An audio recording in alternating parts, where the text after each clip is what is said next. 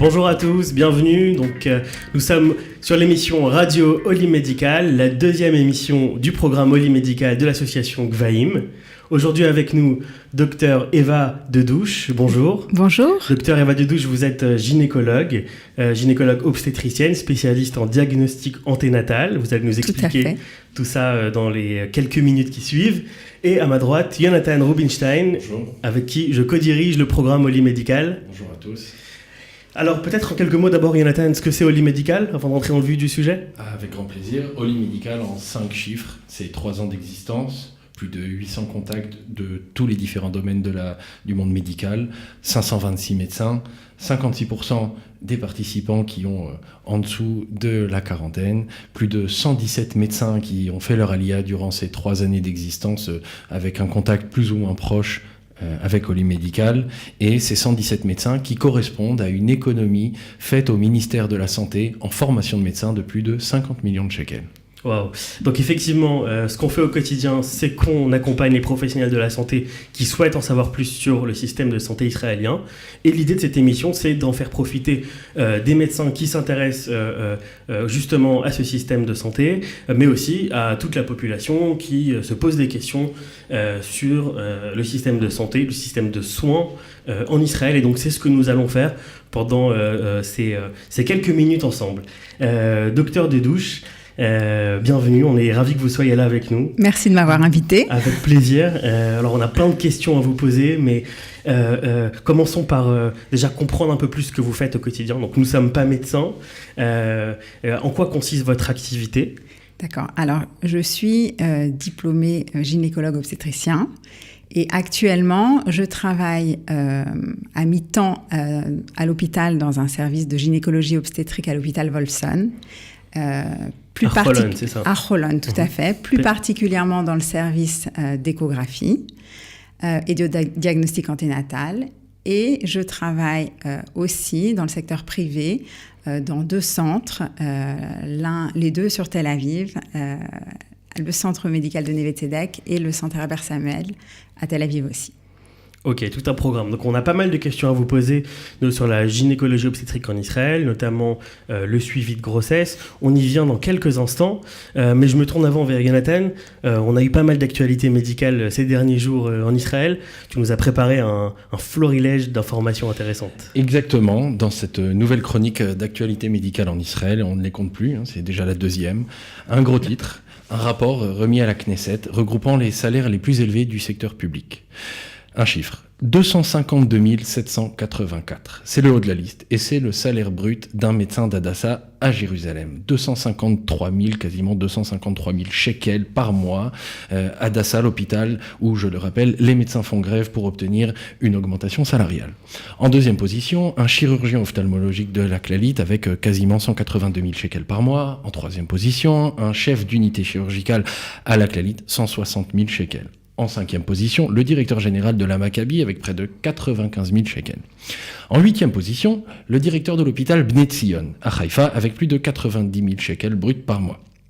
Précisons qu'il y a quelques jours, un autre rapport a été présenté, racontant celui-ci que, de par la surpopulation dans les services internes, une patiente de ce même hôpital de Bnei Tzion, ayant subi une greffe de rein, a dû passer 48 heures alitée dans la salle à manger des visiteurs, alors que sa condition impose un isolement afin d'éviter des risques d'infection. Je vous laisse en tirer vos propres conclusions et préciserai quand même, à l'attention des médecins qui hésitent à faire leur alia, que le responsable de ce rapport a décidé de publier plus de 1000 noms, de par le fait que les 100 premiers sont quasiment des médecins, tous. Je préciserai aussi que nous ne sommes pas des missionnaires de la alia. Sachez également que quant à la question de où est-il préférable de travailler en Israël, l'analyste a conclu qu'après la première place attribuée à la fonction publique et au bureau ministériel avec un salaire moyen de 23 000 shekels, arrive en 2e position tout à fait les Kupot Rolim avec un salaire moyen pour les médecins de près de 21 000 shekels. Sans transition, alors comment faire rentrer plus d'argent dans les hôpitaux ? Vous nous parlerez tout de suite, docteur Dedouche, de votre position à l'hôpital. Comment est-ce qu'un hôpital peut faire rentrer plus d'argent ? Eh bien, si vous allez accoucher, ou dans mon cas, le tien, Oren, que vous accompagnez votre femme qui accouche, à Ichilov ou à Tel HaShomer, vous pourrez y trouver un nouveau service maternité, avec 51 chambres à Ichilov de grand luxe. Le film promo a d'ailleurs été présenté par les stars qui y ont accouché, Bar Refaeli, Gal Gadot et d'autres. Quand on entend tous les 2 jours quelle est la situation des lits manquants dans les services hospitaliers avec des patients qui dorment dans les couloirs, pourquoi investir autant dans des chambres de luxe pour nos mamans, même si elles participent fortement à l'évolution du taux de natalité nationale? Eh bien, c'est parce que pour chaque accouchement, l'hôpital touche directement du Bitoire Leumi, l'équivalent de la sécurité sociale en France, 13 600 shekels par femme qui accouche. Tandis que pour une journée d'hospitalisation d'un patient, l'hôpital touche à peu près 3 300 shekels. Ces 13 000 shekels, d'ailleurs, ne sont pas versés par la Coupat Cholim, ce qui permet un remboursement rapide et sans intérêt. Le revers de la médaille est que si à Jérusalem, les 2 hôpitaux, Hadassah et Shaare Tzedek, sont en concurrence sur les femmes qui vont venir y accoucher, les hôpitaux périphériques ne voient pas d'intérêt financier premier à investir dans des rénovations puisque les patients n'ont aucune autre alternative. Qu'en est-il des autres services au sein des hôpitaux? Eh bien, pour exemple, Ichilov a comme projet de renouveler ses urgences, d'autres d'agrandir leurs services internes. Affaire à suivre. Quelques dépêches très courtes pour terminer. Je me dépêche. La Haute Cour de justice d'Israël, le Bagatz, a statué en faveur d'un recours contre le ministère de la Santé. En défaveur d'un recours contre le ministère de la Santé, présenté par une femme de 42 ans, ayant demandé un processus de don de sperme dont le donneur est Harry Nagel. Ça ne nous dit rien, c'est une star du domaine aux États-Unis, puisqu'à ce jour, il est père de 38 enfants de par le monde. Le ministère israélien a refusé, d'où le recours à la Haute Cour de justice, en expliquant que, malgré le fait que cet homme soit sorti de l'anonymat alors que la loi israélienne préconise un anonymat, il est clair qu'il n'a aucune envie de prendre au sérieux son rôle de père. Et d'ailleurs, le juge Endel de la Cour de justice, de la Cour suprême, a donc statué, il est question d'un cas qui pourrait détruire l'institution parentale en Israël. Fin de citation. Ça aurait d'ailleurs pu être un cas halachique intéressant puisque Harry Nagel est juif. Autre info, un peu moins sympathique, on a commémoré il y a quelques jours la journée internationale des maladies rares et orphelines. À ce jour, ont été recensées plus de 7000 maladies rares, 80% d'entre elles sont génétiques. Ces maladies ont des conséquences graves sur le fonctionnement quotidien des personnes atteintes et de leur entourage, tant au niveau social, économique, sentimental. Alors si des startups et des laboratoires travaillent dur, il faut rappeler que seulement 5% d'entre elles ont un traitement à ce jour connu. Enfin, une nouvelle étude de l'Université de médecine du Colorado qui a cherché à définir quand est-ce qu'il vaut mieux accoucher. Cette étude a été effectuée sur plus de 2 millions de femmes entre 2005 et 2010 et analyse les réactions des équipes médicales et de l'entourage à différents cas de complications. Les résultats montrent qu'un accouchement de nuit augmente de 20% les possibilités de douleur. Également qu'un accouchement en week-end, en fin de semaine, augmente de 9% les risques d'apparition de douleur par rapport à un accouchement en semaine. Enfin, un accouchement en jour de fête augmente ses risques de plus de 29%. Cette étude a été effectuée afin de sensibiliser le public autour des douleurs de ces femmes qui demanderaient trop rapidement, selon certains, une péridurale ou une césarienne, vous nous en parlerez docteur, ou se plaignent des équipes médicales. Tant qu'elles ne se plaignent pas du conjoint, tout va bien. Cette étude va également permettre d'apporter une réponse adéquate, selon les médecins qui l'ont réalisée, et réduire les risques d'aggravement ou de plainte. Je rappellerai pour finir, avec bien sûr, je précise, une pointe d'humour, ce que m'a dit quelqu'un à l'hôpital lorsque, avec ma femme, nous sommes rentrés en salle d'accouchement pour notre premier enfant. Et il m'a dit la chose suivante. Lorsqu'elle sera en train d'accoucher, elle comprendra ce que tu ressens lorsque tu as mal à la tête et 38 de fièvre. J'aurais dit l'inverse. Bien sûr. Beaucoup de chiffres, Nathan. Peut-être petite réaction, docteur Dedouche, notamment, je pense à la surenchère des services de maternité. Alors, les salaires, c'est peut-être on va en parler aussi avec plaisir. Est-ce que vous ressentez à Wolfson, l'hôpital Wolfson, cette surenchère qu'on commence à voir avec les renouvellements de services de maternité, où on veut attirer un maximum de mamans, surtout dans le centre du pays? Alors, c'est vrai, j'ai travaillé à Wolfson et avant cela, j'ai travaillé à Bellinson, à Petah Tikva, et effectivement, il est vrai qu'on se retrouve avec 3-4 grosses maternités, en tout cas dans le Merkaz, et on a effectivement l'impression que chacune veut attirer vers elle le plus de patientes. Et oui, tout à fait, je le ressens. Je le ressens au quotidien. Effectivement, c'est la même chose dans le service d'échographie dans lequel je travaille. On a envie que les patientes viennent faire leurs échographies chez nous. Alors, je comprends très bien que vous ayez envie. Mais pas vous n'avez pas forcément d'incentive, pas au sens salarial, mais est-ce que la direction met malheureusement, l'accent sur ce sujet? Je ne suis pas bien placée parce que je ne côtoie pas la direction au quotidien. Je peux dire qu'en tout cas, cas, effectivement, on travaille dans d'excellentes conditions qui pourraient donner envie aux patients de venir plutôt dans tel ou tel service. En échographie, on a des machines qui sont extraordinairement compétentes, enfin voilà, qui des très très belles images, voilà, et de toute dernière technologie. Et effectivement, on travaille bien, et donc je pense que ça peut donner envie aux patients de venir dans tel endroit plutôt que dans d'autres. En tout cas, bien que le débat soit complètement justifié entre dans quel service mettre le plus de fonds, on ne va pas s'en plaindre en tant que client, on va appeler ça comme ça. Et en tant que médecin non plus. J'imagine. En tant que médecin non plus, c'est très agréable de travailler dans de bonnes conditions. J'imagine. Du coup, je reviens sur les salaires. C'est vrai qu'on a parlé de salaires mirobolants de certaines stars de la médecine israélienne.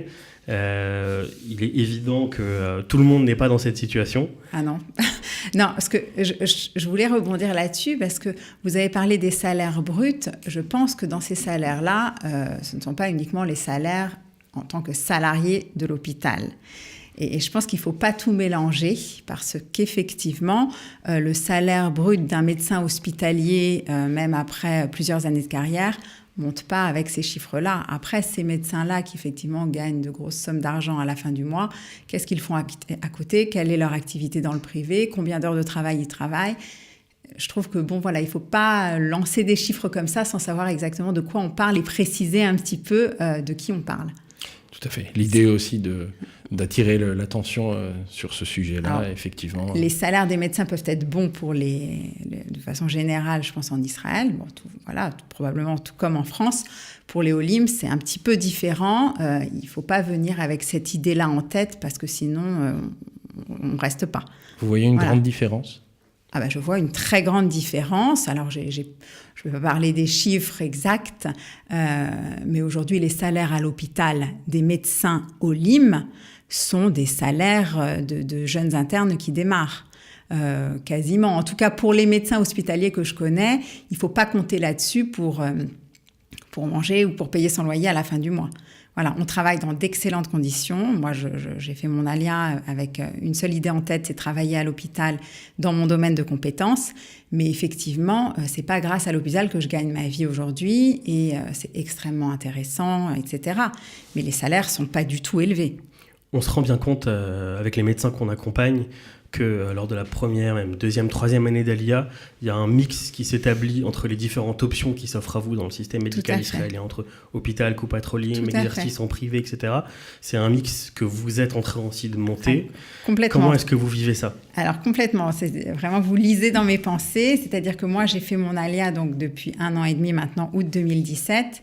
Donc en attendant le démarrage, l'Ulpan, etc., j'ai commencé à faire l'Istaklout en mars dernier 2018.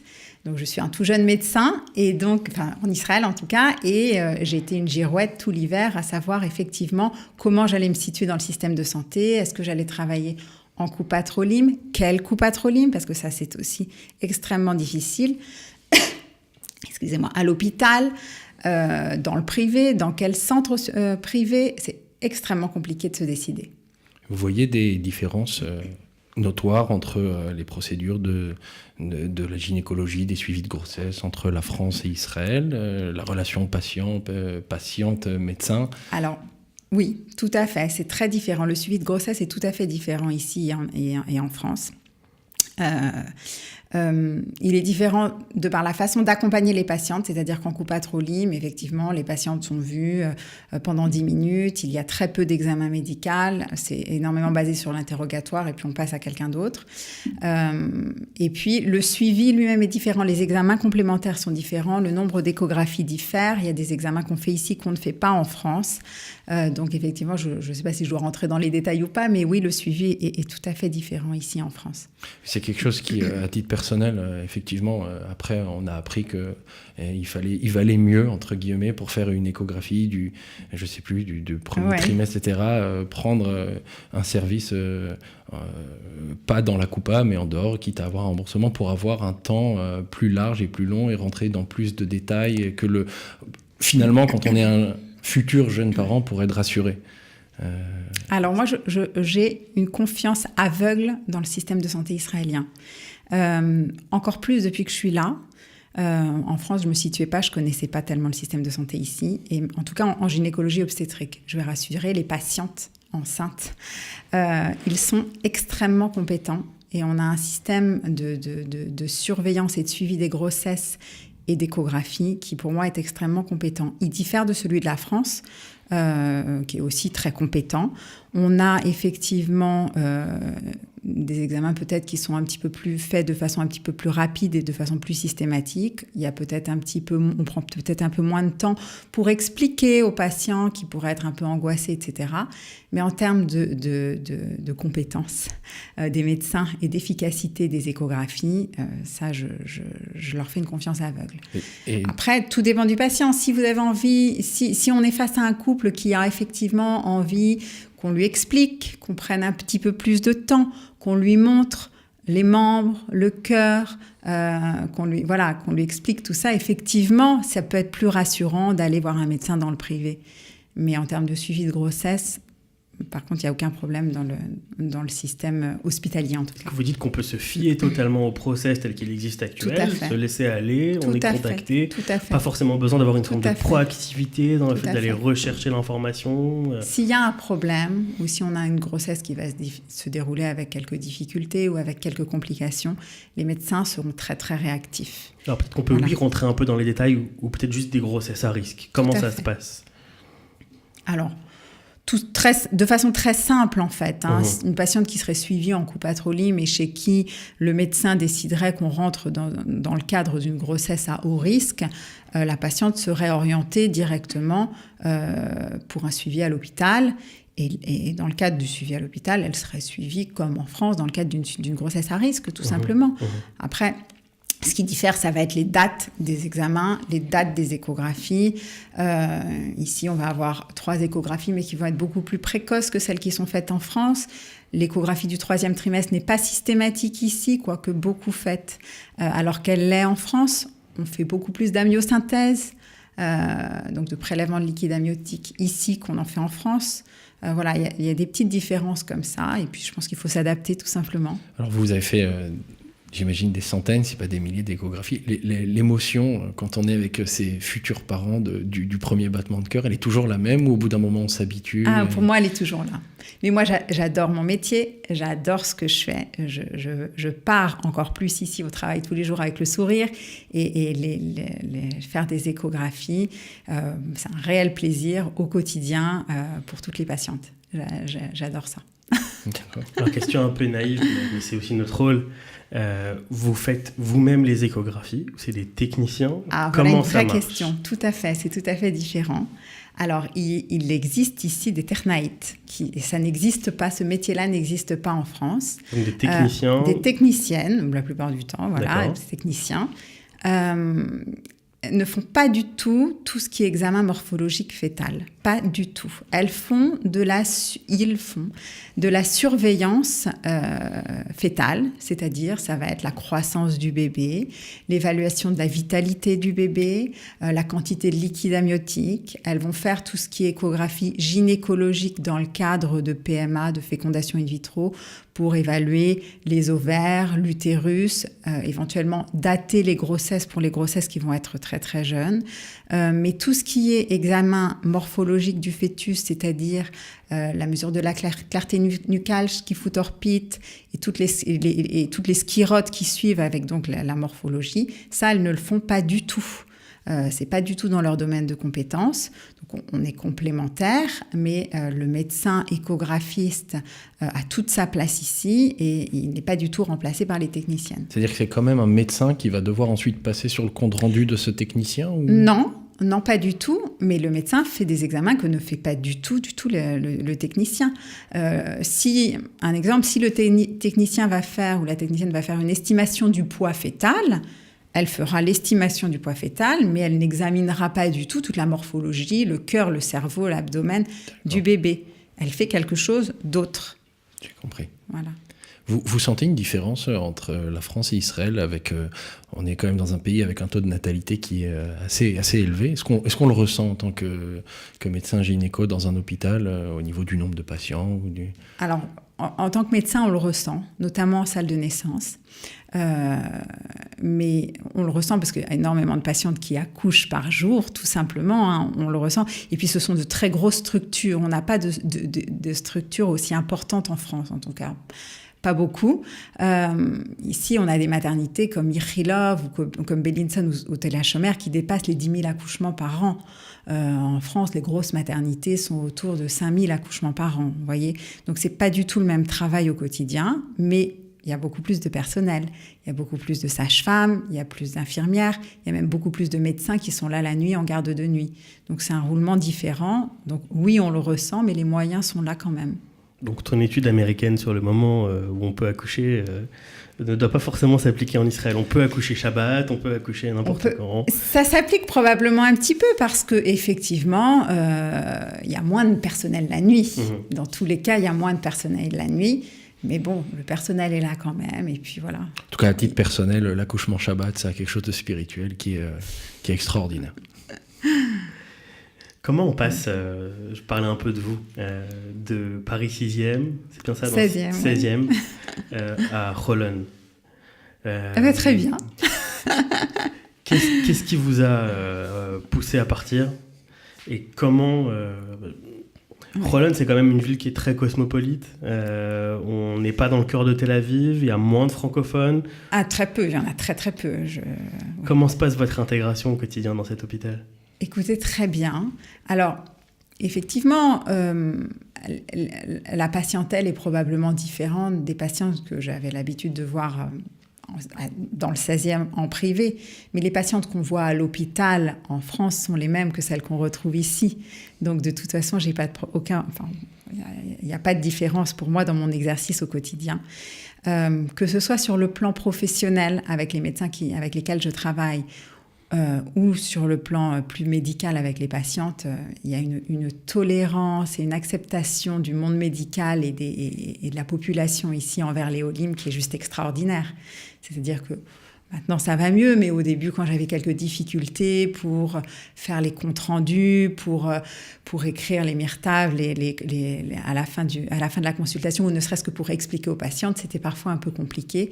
Et j'ai toujours été extrêmement bien épaulée. Alors voilà, je tire mon chapeau à l'hôpital Wolfson, et notamment à mon chef de service là-bas et à ma responsable d'échographie qui ont été fabuleux avec moi dès le départ. Il y a quelques mois, on a rencontré, donc dans le cadre de notre travail médical, la nouvelle directrice de l'hôpital, Dr Engel. Si je ne dis pas de bêtises. C'est quelque chose qui nous semble un peu nouveau. C'est-à-dire que le monde de la direction dans le monde médical, il est en train de se féminiser. Il y a quelques semaines seulement a été nommée la nouvelle directrice générale de la Coupat Cholim Mouchedet, c'est une femme. Mm-hmm. Est-ce qu'on ressent cela, que la direction, peut-être que c'est juste une impression, est-ce que le monde est en train de se féminiser dans la direction médicale ? Est-ce que les docteurs, on le sait, parce que dans le rapport que j'ai essayé un petit peu de passer en dérision, mais ce rapport disait que les médecins femmes ont encore des salaires qui sont moins élevés que ceux des hommes. Est-ce qu'on sent quand même la tendance qui est en train de changer ? Alors la direction, je ne saurais pas dire, mais effectivement, maintenant que vous me faites cette réflexion-là, tout mon parcours administratif pour rentrer à l'hôpital Wolfson et même à Bellinson juste avant, je n'ai rencontré que des femmes, quasiment. Donc je ne peux pas m'appuyer sur des chiffres, mais effectivement, c'est l'impression que j'ai aussi. Et puis par contre, oui, dans le domaine médical, en tout cas dans ma spécialité en gynécologie obstétrique, il y a énormément de femmes. Voilà. Vous avez fait votre alia en août 2017. Oui. Votre période d'observation d'Atama, vous l'avez dit, à l'hôpital Bellinson. Tout à fait. Comment s'est passée votre recherche de poste ? Est-ce que vous ressentez le besoin en gynécologue que nous ressentons de la part des coupotes ? Est-ce que ça a été pareil en hôpital ? Est-ce que c'est tant une spécialité recherchée en Israël ou finalement ça a été plutôt un parcours du combattant pour trouver une mission qui corresponde à vos attentes ? Non, ça n'a pas été un parcours du combattant. Je savais ce que je voulais, donc j'ai mis un petit peu de temps pour me décider. Mais effectivement, non, j'ai trouvé assez facilement l'Istaklout, le stage à Bellinson. Je n'ai pas eu de difficulté pour le trouver. Et par la suite, le poste que j'ai obtenu donc à l'hôpital Wolfson, alors ça marche beaucoup par bouche à oreille, par réseau. Il faut forcément être présenté par quelqu'un. Mais effectivement, quand je suis arrivée à Wolfson, ils avaient besoin de médecins, ils avaient besoin de quelqu'un en gynécologie obstétrique, en échographie, et j'ai pas eu de difficulté à trouver. Il y a un réel besoin, je pense. Et donc un jeune en France qui rêverait d'intégrer cette spécialité, avec comme optique d'avenir de venir en Israël, vous le lui conseilleriez quand même ? Tout à fait. Je lui conseillerais de venir. Après, c'est vrai qu'ici, en Israël, ils aiment bien les surspécialités. C'est-à-dire qu'un gynécologue obstétricien, on peut s'orienter en PMA, en échographie, en infertilité. Bon, c'est la même chose. Voilà, on a en chirurgie, etc. Et ils aiment bien quand même que chaque médecin ait une surspécialité dans laquelle il exerce. Et c'est vrai que ça, c'est assez recherché. Donc vous conseillez éventuellement de la faire en France avant de venir ? Tout à fait, tout à fait. En tout cas, c'est bien d'arriver avec une casquette, entre guillemets, et de dire, voilà, moi, je suis gynécologue obstétricien spécialisé dans tel domaine. En tout cas, il faut le préciser pour les internes qui pourraient être intéressés par l'éventualité. La gynécologie en Israël est une des spécialités les plus recherchées, les plus demandées par les internes. Il y a des listes d'attente, parfois sur de très nombreux mois pour être accepté, sachant qu'en Israël, nous n'avons pas d'ECN pour le choix, donc d'examen national classant pour le choix de la spécialité. C'est une cooptation du chef de service et de l'équipe. À notre connaissance, les jeunes futurs internes, les jeunes médecins, se battent pour les places en gynécologie qui sont très très chères. Tout à fait. Vous le ressentez ça au quotidien dans le service ? Tout à fait. Il y a des listes d'attente pour pouvoir être interne en gynécologie obstétrique d'au moins 1 an, dans certains services, 1 an, voire 2 ans, pour pouvoir accéder à l'internat de gynécologie obstétrique ici en Israël. Comment est perçue par les équipes l'arrivée presque parachutée d'un relais de l'étranger, de France en l'occurrence ? Alors, je vois très bien où vous voulez en venir, mais j'ai jamais ressenti j'ai jamais eu de mauvais ressenti. Les internes ont toujours été adorables avec moi, ils ont toujours été très gentils. Et en fait, pour eux, se place plutôt de l'admiration vis-à-vis de nous, étant donné qu'on a lâché la France, qu'ils admirent énormément, qu'on est parti de Paris, en l'occurrence pour moi, qu'on a quitté des beaux quartiers tranquilles, sans guerre et sans armée, et qu'on a tout laissé tomber pour venir dans leur pays. Et donc, ils sont plutôt admiratifs et pas du tout aigris ou jaloux du fait qu'on arrive et qu'on leur prenne leur place, entre guillemets, parce qu'on n'a pas ce sentiment-là. Alors on a beaucoup parlé d'hôpital depuis que vous êtes en Israël, donc comme on a commencé à le dire tout à l'heure, vous faites aussi en parallèle de la gynécologie médicale. Oui. Cette diversité dans votre activité, elle est courante aussi en France ? Oui, tout à fait. Tout à fait. Il y a énormément de médecins en France qui sont à la fois attachés à l'hôpital et qui travaillent en privé. En quelque sorte, vous n'avez pas vraiment eu à vous réinventer, à changer de métier en Israël ? Non, tout à fait. Ce qui n'est pas forcément le cas de tous les médecins, c'est pour ça que j'insiste. C'est vrai. Non, j'exerce à peu près de la même façon. J'ai dû intégrer le système, comprendre un peu le suivi de grossesse qui était un petit peu différent de ce que j'effectuais en France.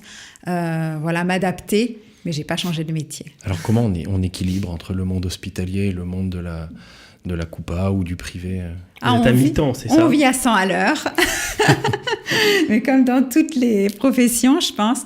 Oui, je suis à mi-temps à l'hôpital. Alors l'avantage ici, c'est que les journées commencent très tôt, puisqu'à 7h30, la journée commence. Donc on se lève beaucoup plus tôt qu'en France.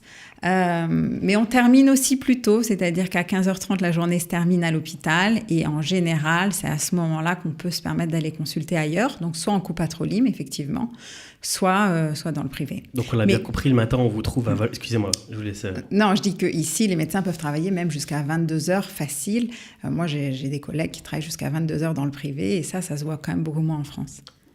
Donc on a bien compris, le matin, on vous trouve à Wolfson. Tout à fait. Et donc les après-midi, si j'ai bien compris, vous exercez dans quelle clinique, dans quel cadre? Alors, pas tous les matins, puisque je ne suis qu'à mi-temps à Wolfson. Donc en fait, 3 jours par semaine, je suis à Wolfson. Et le reste du temps, je partage mon activité entre la clinique de Neve Tzedek, le centre médical de Neve Tzedek et... très bientôt, je vais intégrer la clinique Herbert Samuel qui se trouve sur la Taillalette à Tel Aviv. Les 2 centres sont à Tel Aviv. Pour faire de l'échographie? Alors, pour faire tout à fait la même activité que je faisais en France, c'est-à-dire du suivi de grossesse, de l'échographie, de la gynécologie médicale, contraception, ménopause, pathologie gynécologique. Et puis sur Herbert Samuel plus particulièrement, je pratique aussi tout ce qu'on appelle esthétique vulvo-vaginale avec tout ce qui est pathologie de sécheresse vaginale, de ménopause, mais aussi esthétique au niveau de la vulve et du vagin, qui est beaucoup moins connue. C'est ce que j'étais en train de me demander. C'est des choses qui se pratiquent assez régulièrement en Israël? Alors, ça se pratique en France. On connaît ça ici? Ça se pratique en France. Donc, vous êtes en train d'apporter... Tout à fait. Alors, on adore j'apporte et je contribue, puisque ça existe déjà en France et ça existe déjà en Israël. Il s'agit, pour faire bref, ça va être soit pour les patientes qui auraient une gêne, soit après un accouchement, des douleurs au niveau de la vulve, au niveau de l'épisiotomie ou des sécheresses vaginales après la ménopause, etc., où on a des traitements à base d'acide hyaluronique ou de laser qui sont très efficaces. Soit ça va être plutôt un côté esthétique pour certaines patientes. On peut faire des injections vulvaires d'acide hyaluronique pour faire ce qu'on appelle des réjuvénations vaginales. Donc voilà, on est plutôt dans l'esthétique à ce moment-là. Je vous rassure, voilà. C'est presque du chinois pour moi. C'est presque du chinois. Peut-être que les patientes se reconnaîtront. C'est rassurant, mais heureusement, j'espère en tout cas, nous avons encore des auditrices à ce stade de l'émission. En quelques phrases... Au jour d'aujourd'hui, donc vous êtes arrivé en 2017, on est maintenant début de l'année 2019. Alors je ne sais pas si on pourrait dire comment est-ce que vous concluez votre alia, puisque c'est un processus qui continue. Et comment vous résumez ce stade, votre alia? Votre bilan à date? Alors pour moi, au jour d'aujourd'hui, mon alia, c'est une réussite. Ma famille et moi-même sommes ravis d'être ici. Ça a été plus long que ce qu'on pensait sur le plan professionnel, c'est-à-dire que j'avais rencontré beaucoup de professionnels de santé, l'éco-patrolling, VAIM, etc. Et je pensais commencer à travailler plus rapidement. Et en fait, il faut prendre son temps. Il faut prendre le temps d'apprendre l'hébreu, de faire l'ulpan, de s'installer correctement, d'installer sa famille. Et donc, ensuite, vient le parcours professionnel. Et puis, donc, j'ai pris mon temps pour essayer de faire ce que j'aimais, ce que j'avais envie de faire. Donc, ça a pris un peu plus de temps que ce que je pensais. Donc, vous aviez déjà préparé vos équivalences depuis la France? Tout à fait. Alors ça, tout était déjà prêt. Je me souviens. Voilà, tout était déjà prêt. Et effectivement, je ne serais pas venue si je n'avais pas eu les équivalences déjà depuis la France. C'est-à-dire que voilà, je voulais être sûre de pouvoir travailler ici en arrivant.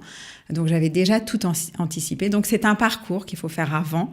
Il faut anticiper ça. Et puis, une fois arrivé ici, effectivement, il faut se poser parce qu'il y a plein de propositions, plein de possibilités. Et puis, donc, il faut faire les bons choix. Donc, j'ai pris mon temps. Mais voilà, aujourd'hui, je suis contente de ce que je fais. Effectivement, je recommanderais aux médecins de France de venir faire leur alia sans aucun problème. En tout cas, nous, on est ravis que vous ayez partagé ce moment avec nous. On vous trouve sur Facebook, je le sais, j'ai liké la page. Tout à fait. J'imagine qu'il y a aussi d'autres moyens via les sites des cliniques que vous avez évoqués tout à l'heure. Tout à fait. Il ne nous reste plus qu'à vous remercier. Merci beaucoup d'avoir été avec nous. Merci à vous. Merci Yonatan. Pour la suite. Merci. Et puis merci à Studio Qualita de nous avoir proposé cette émission. Et bien évidemment à la Fondation Adélis qui finance le programme Oli Medical et qui nous permet d'être là aujourd'hui. Voilà, à la prochaine, à très bientôt. Merci beaucoup, au revoir. Au revoir. Au revoir.